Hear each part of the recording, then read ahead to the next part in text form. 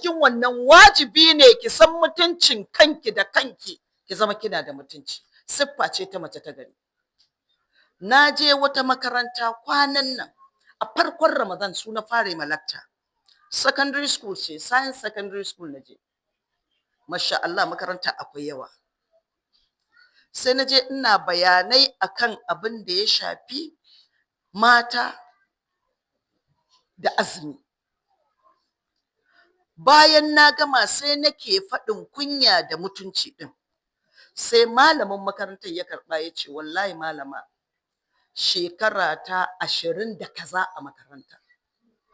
A nan makarantar aka gane akwai yarinya mai kunya mai mutunci.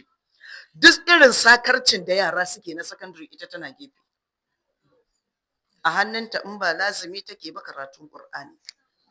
Duk haukan nan da kuka san 'yan mata suna yi na ihu da ƙara, aka ce ba ta yi. Ya ce shi bai sani ba, kuma malamin IRK ne.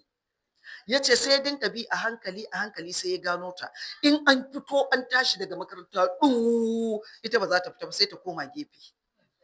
Duk wannan turereniyar ba ita. To wannan ita ce Zatuddini ɗin. Ya ce da na gano ta sai ne sa'a akwai wani ɗan 'yar uwata ya je ƙasar waje ya karatu. Yana dawowa sai na ce kai ajiye bokon zo in samu maka mace. Irin wa'annan a dubu da kyar ake samun su. Ba wai wadda ta buɗe Qur'ani take karatu ita ce wai Zatuddini ba.